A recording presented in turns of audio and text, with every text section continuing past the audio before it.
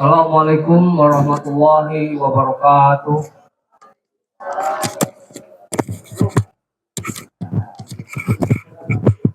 Bismillahirrahmanirrahim. Alhamdulillahirabbil alamin. Wassalatu wassalamu ala sayyidina Muhammadin sayyidil mursalin wa ala alihi wa sahbihi ajma'in wa tabi'in bi ihsan ila yaumiddin. Amma ba'd.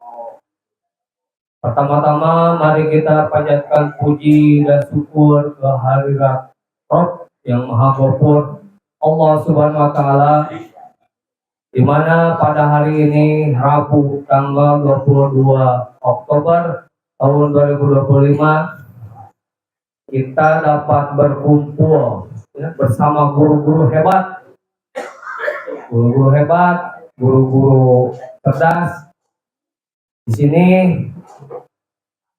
ada diseminasi 7 jurus guru BK bimbingan tepat generasi hebat yang insya Allah pematerinya akan disampaikan dan disajikan oleh rekan kita dari SMP 2 Negeri Karangpawitan. Yang pertama Pananang Sunandar SAG MPDFC dan Ibu Imas Winwin Dunia ST SPD. Salawat dan salam mari tetapkan junjungan alam Habibana wa Nabiyana Muhammad Sallallahu Alaihi Wasallam kepada keluarganya, kepada sahabatnya, kepada tabi'in, sampai kepada kita umatnya yang turut-turut akan ajaran yang dicontohkan oleh Rasulullah, dan semoga kita dapat syafaat ummah sekarang dan di akhirat kelak. Ya, untuk pertama ada susunan acara yang akan disajikan. Ini adalah sambutan dari Bapak Kepala SMP 2 Karangpawitan yang dilanjutkan oleh penyajian materi oleh penyaji. Yang pertama oleh Ibu Imas Winwin Dunia, yang kedua oleh pemateri yang disajikan oleh Pananang Sunandar. Untuk mengefektif dan mengespesialkan waktu, mari kita dari sambutan Bapak Kepala SMP 2 Karangpawitan. Kami persilakan. Bismillahirrahmanirrahim. Assalamualaikum warahmatullahi wabarakatuh. Kami dikayun ngatur nuhun ka Bapak Ibu Besar Amerika. Hadis atas penasihan waktu tapi pada di kesempatan ini masih ada beberapa hal yang perlu disampaikan Bapak Ibu. Alhamdulillah ini kegiatan kongres anu tersusun dilaksanakan. Mudah-mudahan teras kurang biasa dilaksanakan sekarang manfaatnya kanggo biasa kurang di gunakan kanggo kegiatan-kegiatan sekolah atau proses pembelajaran. Kamu bukan jadi wali kepala aji. Kami Bapak Ibu, ada beberapa hal anu perlu disampaikan. Anu kahiji pengen kegiatan anu berhubungan sareng kombal dieu ketahuan langsung kanggo membicarakan tentang bimbingan tepat generasi hebat. Aya jurus kenapa ieu jurus nate jurus naon Pananang sareng Ibu Mas kanggo kegiatan eta. Itu atuh satu hatur nuhun. Assalamualaikum warahmatullahi wabarakatuh. Terima kasih pada Bapak Kepala Pak Haji Jamaludin telah memberikan informasi kedinasan dan acara kegiatan kombal kita sekarang ini. Untuk Bapak Guru hebat, mari kita lanjutkan ke acara utama, yaitu tentang diseminasi 7 jurus guru BK bimbingan tepat generasi hebat. Baik Bapak Ibu, pergantian pemain. Masih semangat Bu Pak? Oke. Ya. Tepuk semangat. Semangat. Oke. Era taruh cingan lah, gitu-nya. Pengen padadang Pak Dedi ya.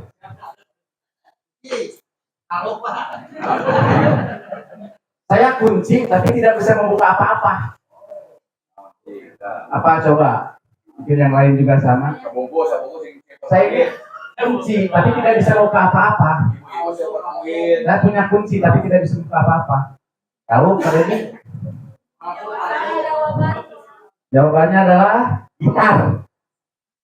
Ayah kunci mah kan kunci G, kunci F. Ya, tapi tidak bisa membuka pantau.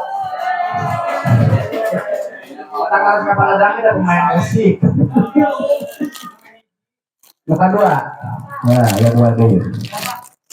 Saya punya gigi banyak,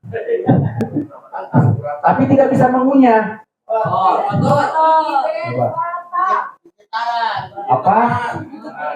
Oh, gigitaran, bisa. Itu bisa ya kalau salah. Punya gigi tapi tidak bisa mengunyah. Jadi motor bisa. Tapi mah jawabannya sana yang kasih sirkuit. Jadi saya yang gigi ada seperti caranya. Saya ini terjatuh tapi tidak sakit.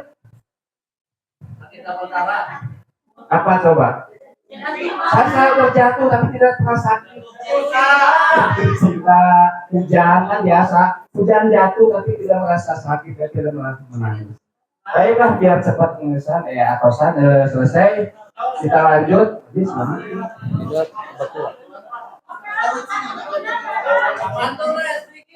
Breaking. Resep kene. Punya loncat 2 langkah belakang. Punya loncat belakang 2 langkah. Dadang berwisata ke Bolivia. Imbang, punten.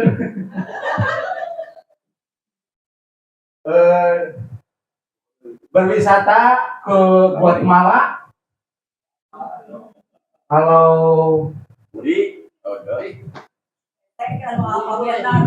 Cecep kira-kira kemana ya? Malaysia. Besar. Kemana coba? Cecep wisatanya kemana? Jakarta. Besar. Loncat 2 langkah ke belakang. Lombok. Salah. Cimahi. Halo? Iya. Iya betul.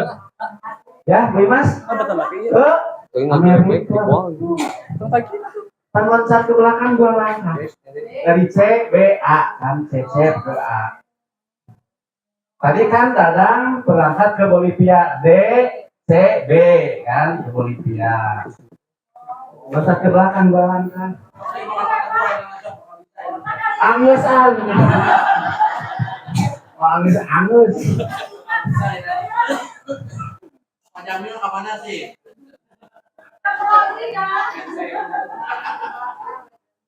Cik, jatuh dong. Jatuh.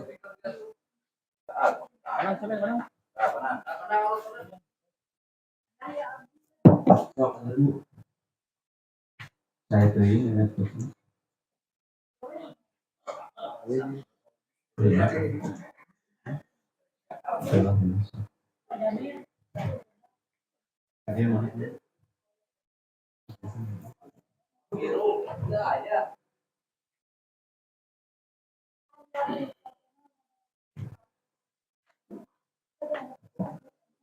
coba.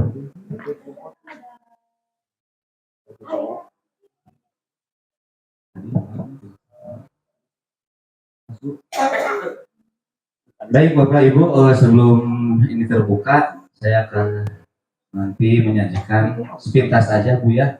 Karena waktu sudah jam 4 kurang 1,5 jam.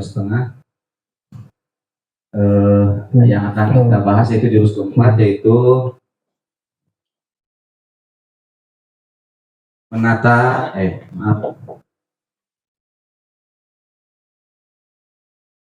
jaga konsistensi. Di sini jaga konsistensi ini adalah bagaimana menjaga kebiasaan berkesadaran.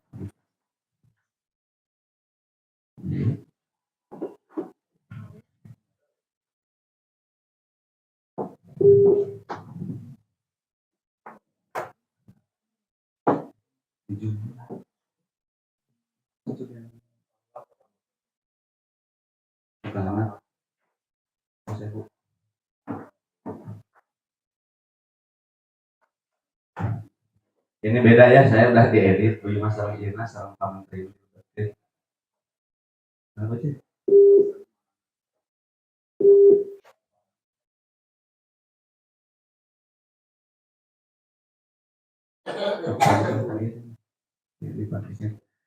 Nah ini capaiannya ya untuk jurus keempat ini, jaga konsistensi adalah bagaimana guru mampu menumbuhkan kebiasaan karakter positif yang dikembangkan berdasarkan nilai-nilai agama dan budaya bangsa. Next. Ya.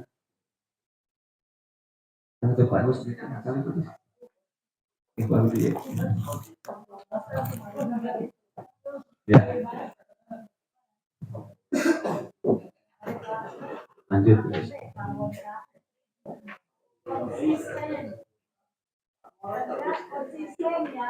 Ya, ini jadi tujuannya bagaimana kita bisa konsisten dalam menjaga kebiasaan-kebiasaan baik, terutama dia peserta didik. Lanjut, keterampilannya nanti yang bisa kita ambil adalah terus bagaimana membangun kebiasaan-kebiasaan yang baik, yang di sini kita akan mengambil sebuah teori dari habit tracker ya. Lanjut. Terus kita lewat-lewat saja yang Nah, di sini kita ada sebuah kata paksaan dan kesadaran ya. Ini sering kita laksanakan dalam kegiatan sehari-hari kita di sekolah. Misalnya lah, saya sendiri kadang-kadang ketika anak ingin mendisiplinkan itu di sekolah, kadang-kadang merasa sesuatu paksaan ya. Anak memakai pakaian yang rapi atau biasanya juga anak memakai kerudung, ini contohnya ya. Itu kebanyakan sepertinya merasa terpaksa gitu. Nah kadang-kadang kalau kita dilihat di rumahnya itu banyak yang terbuka. Di jalan memotoran dia tidak pakai kerudung. Kenapa? Karena dia dihadirkan dalam dirinya bahwa kerudung ke sekolah itu adalah sebuah aturan paksaan. Sebuah bentuk kepatuhan kepada sekolah. Nah ini yang harus kita rubah mindsetnya bahwa, dan ini sifatnya lebih eksternal gitu ya, lebih sifat adanya dorongan dari luar ya, tanpa ada kesadaran dari dalam dirinya, dari internalnya. Nah, yang ingin kita bangun di sini adalah bagaimana nanti siswa bisa membangun kesadaran secara internalnya sehingga apa yang dia lakukan selama di dalam kehidupannya itu muncul dari dalam dirinya sendiri begitu. Next. Ya, seperti di sini ya, tadi membuang sampah itu kan kadang-kadang pelan-pelan membuang sampah itu kadang-kadang itu tidak dihiraukan oleh kita karena kita memang tidak punya kesadaran ya. Kalaupun nanti misalnya di situ ada tulisan micin sampah di dia juri, itu kadang-kadang kan ya pertama saja mungkin sini sebutkan itu nama dari begitu kan. Nah tapi ketika sudah dibiasakan seperti ini, misalnya anak ke sekolah kan memajang ketika ada teman-temannya sholat, ada siswi yang tidak sholat, dengan rasa kesadaran sendiri dia membereskan sepatunya gitu ya atau sandalnya, sehingga ini menjadi sebuah kebiasaan yang memang perlu kita bangun ya. Lanjut. Mengapa? Contoh misalnya membangun bahaya merokok gagal gitu ya.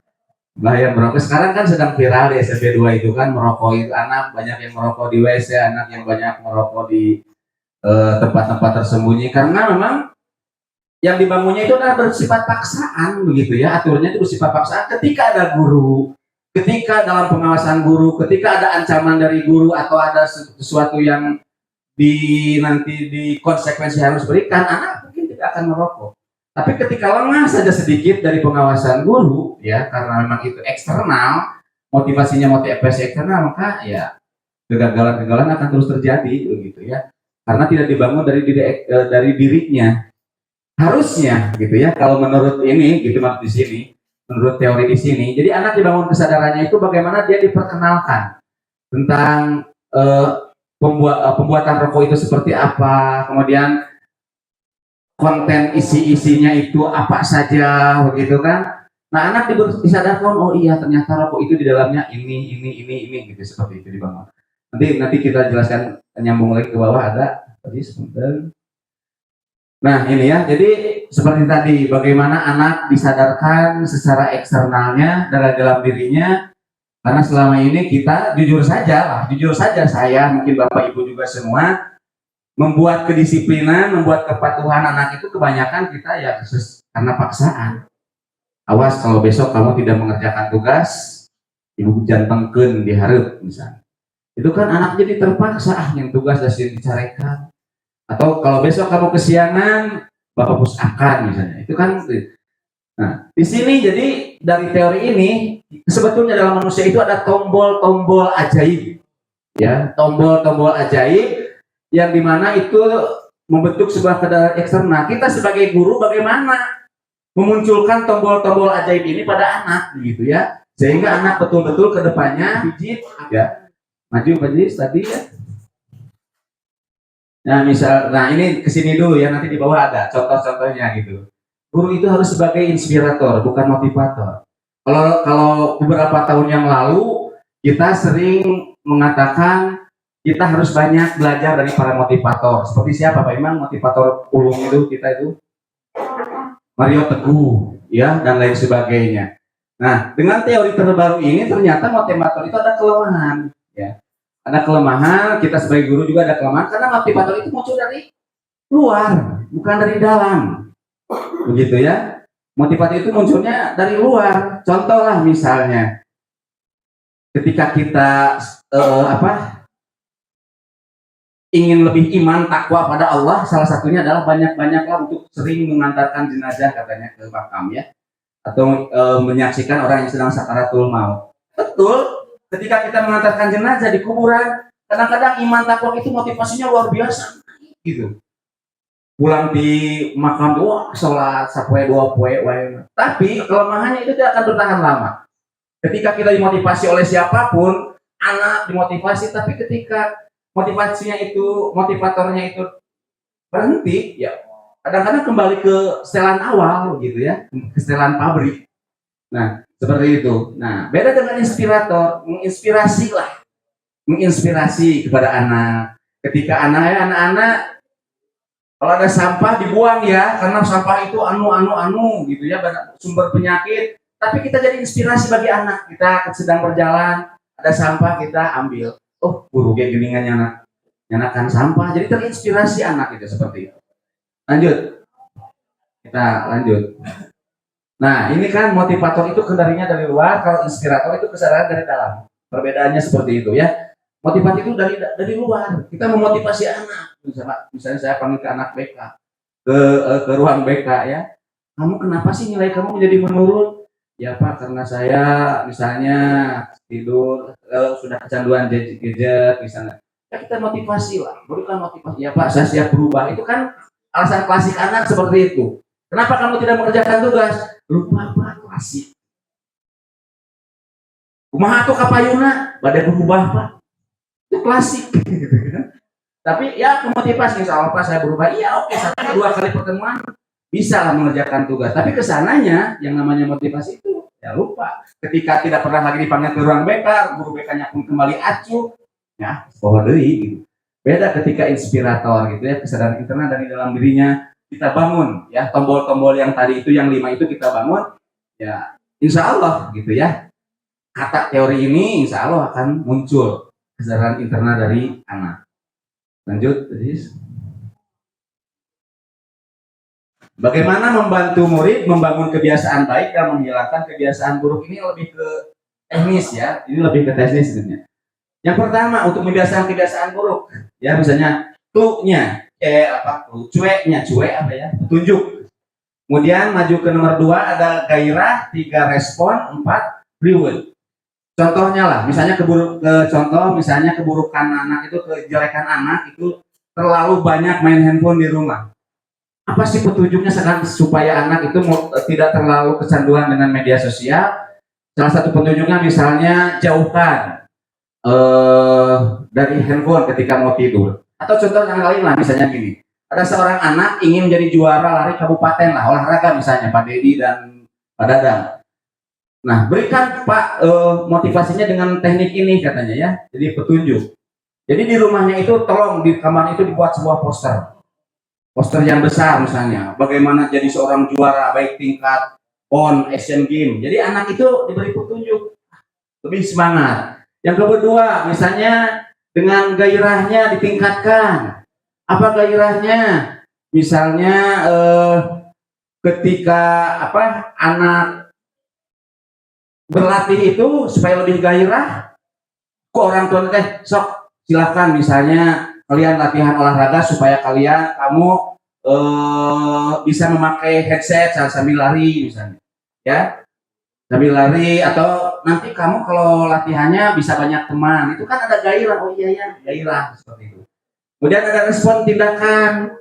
Jadi anak itu respon tindakannya berupa apa ya? Ya dia mau begitu ya, karena responnya misalnya dari gurunya terus memberikan motivasi ya. Ada tindakan yang jelas. Tindakannya ada istilah dalam BK sekarang itu ya, dalam kurikulum merdeka, atomic habit gitu ya. Jadi kebiasaan dari kecil, kebiasaan dari yang terkecil. Nah, contohnya tindakannya ya kita jangan lari terlalu jauh lah, 10 kilo atau 20 kilo. Berikan pengertiannya cukup 100 meter atau 1 kilometer gitu kan responnya, sehingga anak itu bergairah. Nah, pelatih itu misalnya Pak Dedi itu jangan kamu setiap hari di rumah harus lari 20 km, itu akan menurunkan gairah dia gitu ya. Akan menurunkan gairah. Ya, itulah gairah. Ya. Kemudian juga setelah itu reward. Kata orang tuanya, kalau kamu bisa latihan, kalau kamu ada gairah, kalau kamu bisa juara, nah diberi reward misalnya. Ketika latihan besok mungkin di jajanan enak lah. Ini teknik-teknik bagaimana membiasakan anak supaya anak bisa berbuat baik misalnya. HP juga bisa ya, dengan HP petunjuknya, jauhkan HP, terima notifikasi untuk para rubuh gitu kan, mau gandengan gitu kalau mau tidur dan lain sebagainya ya. Lanjut Pak Jis, seperti itu ya. Lanjut lagi Pak Jis. Nah ini kan seperti barusan. Nah bagaimana mempertahankan kebiasaan ya agar konsisten. Ini Bapak Ibu, dalam otak kita itu ada yang namanya reptilian brain ya, yang selalu mengganggu niat positif kita ya. Ada reptilian brain, jadi posisinya itu paling kecil Bu di otak kita, itu reptilian brain. Nah ketika kita suatu saat akan melakukan sesuatu yang baik, misalnya ingin bangun subuh, itu yang namanya reptilian brain itu selalu mengganggu. Kenapa? Udang subuh ning sare gitu ya, nih sing tibra dia udah niat mau lari misalnya ke Wanaraja, ke Garut, capek brain itu ya, reptilian brain itu selalu mengganggu ya, apalagi dengan niatnya yang seperti ini. Anakku sudah niat saya akan lari 10 kilo, pokoknya mah kudu nyampe, oke, 1-2 hari, 1-2 minggu bisa, tapi lama-lama itu lihat baterainya habis ya. Tapi ketika kita bisa melawan brain reptilian brain itu, Pak Jis, rubah anak itu rencananya ya. Berikan motivasi anakku, coba sekarang ulah 10 kilo lah, 1 kilo aja tuh, rata gitu ya, setiap minggu setiap tuh 1 kilo. Jadi anak tuh atomic habitnya atau kebiasaan yang kecilnya itu bisa terbiasa. Jadi si baterainya oke, aman, akhirnya reptilian brain itu mati, goler gitu kan, karena dilawan oleh anak dengan membiasakan kebiasaan hal-hal kecil. Di sekolah juga sama seperti itu lah. Nggak perlu terlalu banyak, misalnya kata teori ini, ketika anak diberikan tugas itu nggak perlu banyak gitu ya. Memberikan tugas itu sedikit tapi minimal bermakna pada anak gitu. Daripada tugas banyak sehingga anak pun merasa kesulitan, akhirnya diganggu yang namanya reptilian brain tadi ya. Otak reptil itu mengganggu, geus nulis, geus ngerjakeun matematika lieur robah teuing ning sare. Tapi kalau anak dikasih satu soal tapi bermakna, anak siap melaksanakan itu sedikit-sedikit, insya Allah kata teori ini tuh akan menjadi sebuah sebuah kekuatan bagi anak untuk menjadi lebih baik dan mempertahankan ya konsistensi. Lanjut lagi, aduh. Nah itu ya, jadi ini tombol-tombolnya Bu ya. Saya mau bertanya ini, ada menjodohkan ya, ada menjodohkan. Di sini kan tombolnya kesenangan, kebanggaan, ingin tahuan, manfaat dan tantangan. Di sini ada Wati selalu tidur tepat waktu, karena kalau tidur terlalu malam paginya dia selalu terlambat sekolah. Masuknya kemana tombolnya itu anak ini? Wati selalu tidur tepat waktu, karena kalau tidur terlalu malam paginya dia selalu terlambat sekolah. Apakah kesenangan, kebanggaan, keingintahuan, manfaat atau tantangan?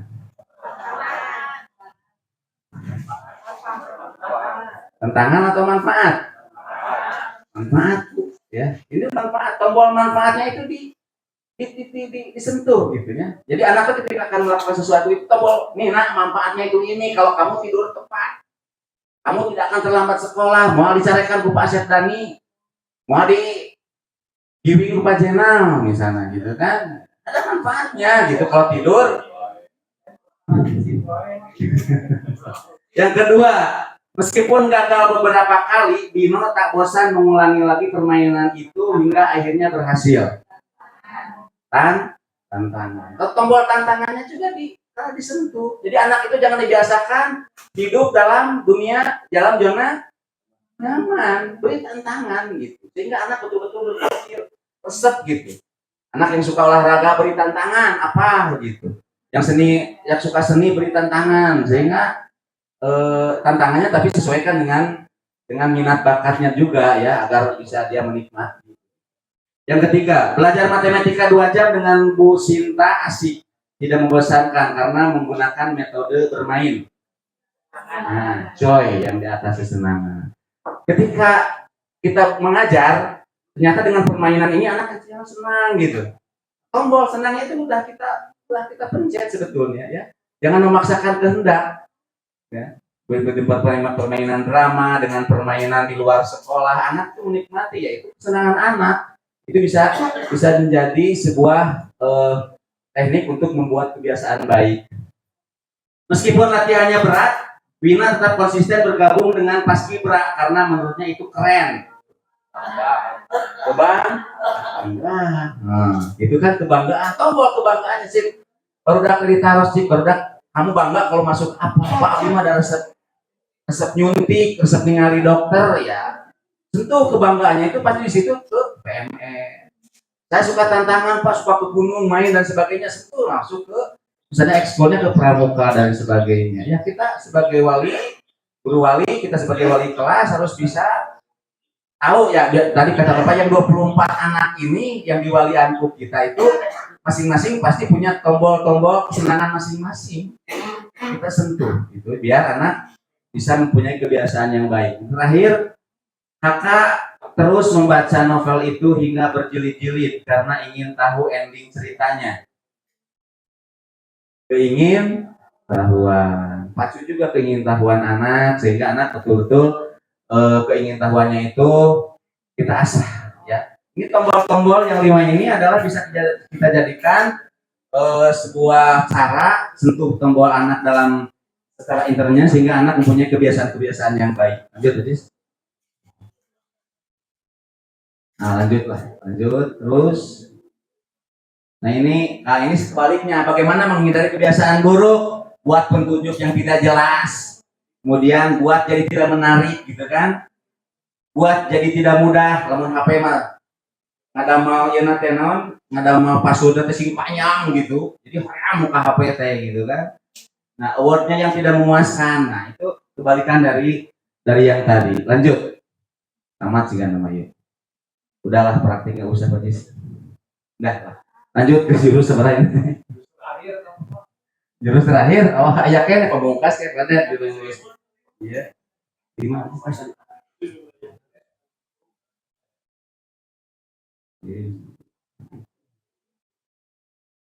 Terus ada nih.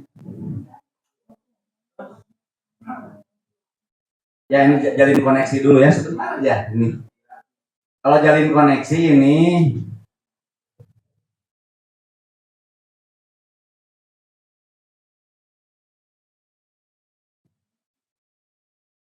ya bagaimana kita bisa berkomunikasi dengan baik lah dengan anak ketika anak punya masalah. Aja sekarang nafsu sedikit. Ras, ras. Ya lah kesimpulan anak ras. Nah ini.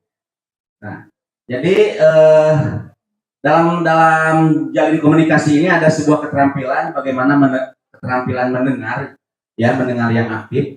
Jadi kadang-kadang kita kalau ada masalah anak itu kita banyak bicara gitu ya, jarang banyak mendengar. Ini yang harus diprioritaskan menurut teori ini ya, mendengar itu ini pembahasannya panjang juga. Jadi bagaimana kisah keterampilan kita membuka percakapan ya, bagaimana keterampilan kita dalam bertanya ya. Kadang-kadang kita bertanya hanya hal ketika jawaban anak tuh ya, tidak, mohon pak, itu pak gitu. Tapi bagaimana kita bisa menggali atau membuat anak itu bisa menjawab itu panjang, gitu ya, bisa membuat anak panjang. Jadi kamu betul kemarin tidak masuk sekolah, iya, iya apa jawabannya. Tapi kenapa sih kamu kemarin tidak sekolah, iya gitu kan, ya seperti itu. Kemudian keterampilan merespon. Kita juga ketika anak berbicara kita jangan terus diam ngomong gitu. Tapi ada respon sedikit-sedikit lah. Oh gitu ya. Jadi kamu itu merasa tertekan. Ya Pak, bunga gitu ya. Jadi panjang deh gitu. Jadi keterampilan merespon. Kemudian juga keterampilan merefleksi. Merefleksi itu ya umpan balik lah.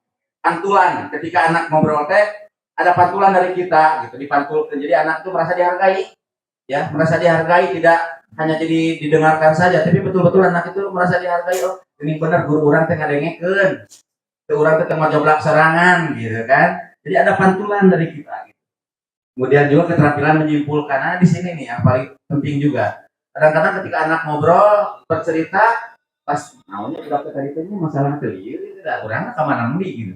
Ketika oh ya jadi kesimpulannya gini nah ya nak. Jadi kamu itu sebenarnya gini ya. Oh iya Bu, iya Pak. Keterampilan untuk menyimpulkan ketika anak diberikan sebuah pencerahan lah gitu. Lanjut, nah ini sistemnya dengan solar lah. Kita lewat aja solar ya, terlalu panjang. Ini cara menghadapi ya. Bicara terus, Bajis. Terus. Setelah terusan udah jelaskan sedikit-sedikit ini. Lanjut. Kemudian ini koneksi sebelum koreksi. Ini penting juga. Kadang-kadang kita sok jadi hakim. Ya, kata teori ini kita betul, memang juga saya seperti itu. Ketika ada anak kesiangan, ada mana mas arena penting main gitu kan, kurang teh langsung menjudgment ke anak. Jadi langsung mengoreksi sebelum koneksi. Jadi harus dibiasakan, kata teori ini bukan kata saya. Jadi dibiasakan dulu untuk mengkoneksikan dulu antara kita dengan anak gitu. Ya tadi itu ya dengan cara kita mendengarkan aktif ya. Tadi juga tadi dicontohkan gitu kan, ada anak misalnya selalu kesiangan padahal kan umurnya jauh. Tadi bapak juga kan ceritakan contoh soal lah, ada anak misalnya nganterin dulu adiknya ke sekolah gitu dan sebagainya ya. Jadi koneksikan dulu lah sebelum kita menjudgment anak atau memutuskan bahwa kamu itu orangnya betul, mana mah bodoh gitu kan.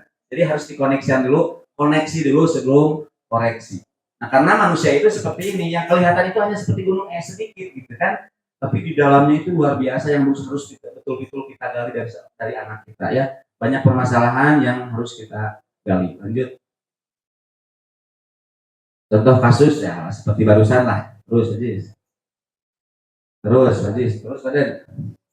Terusnya. Nah, ini sih kita resistensi ini. Ini pernah dibahas sebetulnya sama saya dulu waktu diseminasi guru penggerak ya, segitiga resistensi, dan ini harus dipahami juga oleh, menurut kemarin fasilitator saya, ini harus dipahami oleh guru-guru selain BK. Ya, karena ini paling sederhana segitiga resistensi ini untuk menyelesaikan permasalahan anak. Sebenarnya di bawah ada satu lagi, konseling realita. Itu harus dipahami hanya untuk guru BK katanya. Kalau segitiga restitusi ini harus dipahami oleh sebuah guru. Ini teknik yang paling ringan, paling mudah ketika kita menghadapi permasalahan anak. Lanjut tadi sekali karena di segitiga restitusi. Nah ini, jadi ada 3 tahapan dalam menyelesaikan permasalahan anak. 1, menstabilkan identitas. 2, validasi tindakan yang salah. 3, menanyakan keyakinan. Jadi kesimpulannya seperti inilah intinya. Kalau menstabilkan identitas itu, ketika anak ada bermasalah kita panggil misalnya ke ruang kita atau ke ruang BK atau di ruang sini. Jadi anak itu stabilkan dulu identitasnya, karena anak ketika dipanggil oleh guru itu atau guru BK atau guru itu lewas. Nanti salah siur gitu, budak kadang-kadang ceri. Ketika bertemu itu kita stabilkan dulu. Nah sini nggak usah takut. Bapak kesini, ibu kesini bukan untuk memarahi kamu, bukan untuk menghukum kamu gitu ya. Karena ya kita ingin menyelesaikan permasalahan kamu aja. Jadi anak itu merasa dihargai gitu. Ya yang namanya manusia kan semuanya juga punya pernah salah gitu kan. Ya kamu juga, ibu juga. Ya nah sekarang kita selesaikan cari solusinya. Nah itu kesimpulannya lah, detailnya itu seperti itu, menstabilkan identitas. Yang kedua, validasi tindakan yang salah. Baru dari situ muncul kita, kenapa sih kamu kemarin sampai berani kabur pelajaran olahraga? Coba ceritakan sama ibu sama bapak. Apa? Nah, jadi validasi tindakan yang salahnya itu apa? Iya bu, saya nggak bawa pakaian olahraga, saya takut dengan gurunya, anu. Oh gitu. Tapi kamu sadar, kamu itu melanggar aturan, kamu melanggar di kelas kita ada apa? Ditempel di dinding. Ada kesepakatan kelas, bu. Apa kira-kira kesepakatan kelasnya di situ? Ya saya tidak bertanggung jawab misalnya. Itu tahu kamu kan, bertanggung jawab. Jadi anak itu mengungkapkan sendiri gitu ya, validasi kesalahan itu diungkapkan sendiri, ukuran kurang gitu, ada masalah tinggal dina ya oke dina temokku karena itu tanggung jawab gitu. Jadi anak ditanya apa yang salah dari disiplin sekolah ini, oh ya bu ini saya tidak tanggung jawab atau keluar pelajaran yang lain, jadi dia mengakui. Yang ketiga, menanyakan keyakinan. Terus rencana kamu apa setelah begini? Ya bu, saya akan berubah, saya akan minta maaf kepada Dedi, kepada Dan, misalnya, kepada Jenang karena saya sudah meninggalkan pelajaran tanpa izin. Saya akan minta maaf dan saya berjanji bu tidak akan mengulanginya lagi. Nah seperti itulah. Jadi ini hanya tiga langkah seperti ini paling mudah Sesti. Ada di bawah Pak Jis, terus ya seperti itulah kesimpulannya ya. Terus Jis, terus ya. Terus lanjut, terus tamatkan Pak Jis. Nah ini kalau realita ini konstruksi untuk PK katanya agak panjang nih prosesnya. Lanjut, terus. Udahlah terus nih. Intinya itu ya.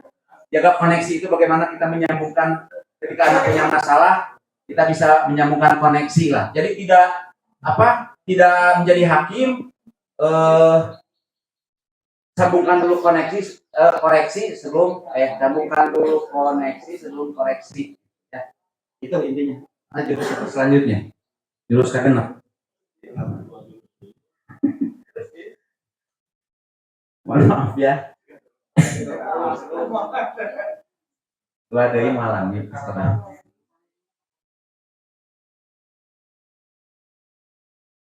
Ini jurus segenap sah bandar. Nah, kalau kolaborasi itu artinya adalah bagaimana dukungan dari semua pihak ya, bagaimana kerjasama dari semua stakeholder yang di sekolah ini kita bangun ya, karena ketika terjadi permasalahan dengan anak, kita tidak bisa berjalan sendiri-sendiri, perlu ada kolaborasi baik dari pihak guru ya, guru mata pelajaran, guru BK, wali kelas, guru wali, orang tua ya, kemudian juga masyarakat sekitar, kemudian juga stakeholder yang lain, kepolisian, kesehatan, media dan sebagainya. Ya, jadi satu masalah itu satu pilar kolaboratif. Ya. Cuma nanti mungkin di bawah ada apa saja sih yang harus kolaborasi gitu kan? Lanjut jadi. Terus, Nah, mengapa pentingnya kolaborasi? Barusan sudah mendukung perubahan secara sistemik ya untuk kesetaraan dan akses pendidikan yang berkualitas bagi setiap murid. Jadi ya sistemik lah. Jadi untuk membangun sekolah ini, membangun anak ini secara sistemik. Lanjut. Mantap. Nah, manfaatnya lah. Banyak lah, nanti dibaca aja lah Pak di situ ya. Baca aja manfaatnya. Lanjut, Pak. Sudah jelas. Identifikasi, lanjut. Tingkat dan kita punya kapasitas. Terus, nah ini nih, mohon apa sih sebenarnya? Kenapa? Apa sih cirinya ketika kita harus berkolaborasi? Ketika masalahnya itu berulang dan kronis, salah satunya. Ketika ada anak yang berulang-ulang melakukan sebuah kesalahan dan masalah itu kronis. Anak masuk geng motor, anak misalnya menjadi seorang pecandu narkoba dan lain sebagainya, ya permasalahan-permasalahan yang berat. Kemudian masalahnya yang mempengaruhi banyak hal kehidupan murid. Budak teh stres, akhirnya dia nilainya turun, akhirnya jauhi teman, tapi karek bunuh diri itu kan luas. Nah, itu harus segera dikolaborasikan. Lanjut, Pak Jis, lanjut. Lanjut. Apa ini? Terus tadi tadi memahami sadar, lanjut. Nah ini. Nah ini proses penanganan siswa ya.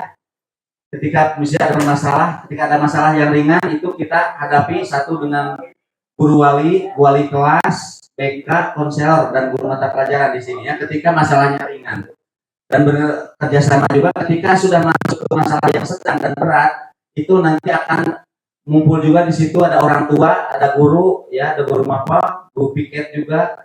Dan nanti ujung-ujungnya ke kepala sekolah. Masih juga terlalu berat kita bermitra nanti. Istilahnya LBK itu referral ya, alih tangan kasus. Nanti bisa ke dokter, ke ahli, psikolog dan lain sebagainya ya. Seperti itu. Mitra-mitra kita kolaborasi itu seperti itu. Lanjut aja. Ya, terus. Lanjut. Nah, tujuan pelibatan lanjut. Tinggal dibaca Bapak Ibu ya. Lanjut. Nah ini tier 1 lanjut. Lanjut. Nah tamat. Hiji deui. Terakhir tuh sampai jam 3.10 lah. Kan nyampe ya. Nah ini terakhir menata situasi. Jadi ini yang paling terakhir ketika kita berkecimpung sebagai warga sekolah, tentunya kita harus menata situasi, ya. Terus situasi ini lanjut. Nah ini ya prinsip adanya risiko ya. Jadi ada rumusnya di dalam ini dalam hal ini ada ancaman, kerentanan dan kapasitas sama dengan risiko. Risiko itu artinya rumusnya itu ancaman dikali risiko dikali kapasitas. Apa itu ancaman? Ancaman itu keluarnya munculnya itu dari eksternal.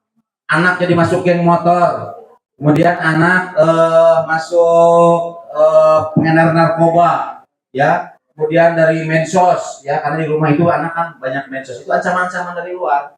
Kemudian kerentanan itu dari dalam, seperti sekolah tidak kondusif, kemudian bakat minat ekskul tidak jalan, pembelajaran tidak kondusif, ya, guru BK teu aya dan lain sebagainya. Itu nanti kalau kemarin saya pelatihan itu dipraktekkan rumusnya itu ya, ada angka-angkanya sampai mencapai angka risikonya itu ada yang baik, ada yang sedang, ada yang berat. Kalau ancaman dari luarnya itu lebih berat, itu lebih banyak daripada kapasitas sekolahnya, kesadaran kebijakan fasilitas dan lain sebagainya, itu bahaya sekolah ya.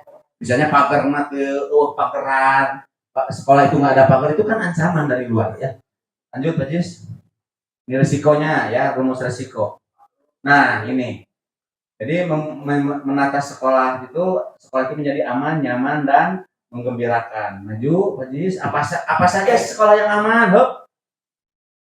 Nah, sekolah yang aman itu aman dari kekerasan, ya bullying lah, dari teman, dari guru, dari sebagainya. Aman dari bencana, jauh dari longsor, jauh dari banjir, jauh dari gunung Merapi, itu kan aman.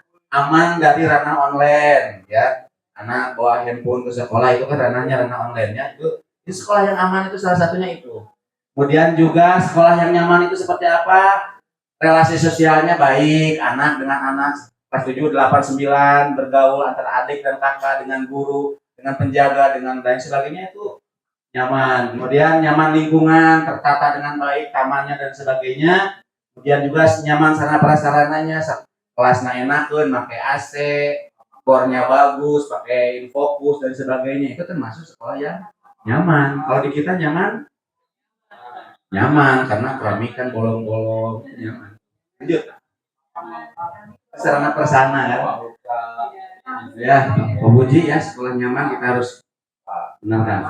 Kemudian menggembirakan, ya gembira dalam belajar, anak itu senang gitu ya bermain, gembira dalam bermain, gembira dalam minat bakat. Jadi ekskul itu berjalan dengan baik lah minat bakatnya itu ya. Itu sekolah yang menggembirakan. Ini indikatornya di bawah.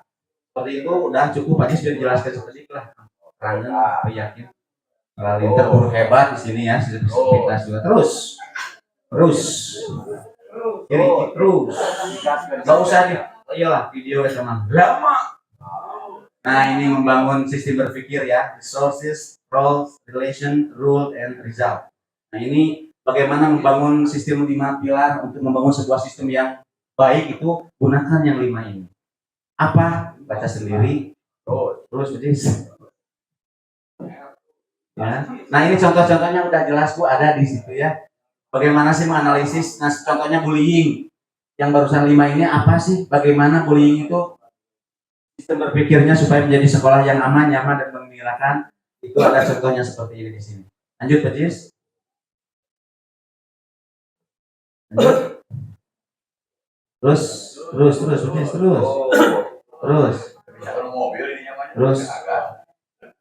Nah ini tugas-tugas sebetulnya ada tugas. Alhamdulillah ya Rabbil Alamin. Bapak Ibu mungkin itu sepintas karena ini saya belajar dengan Mas 4 hari 4 malam ya di sana itu.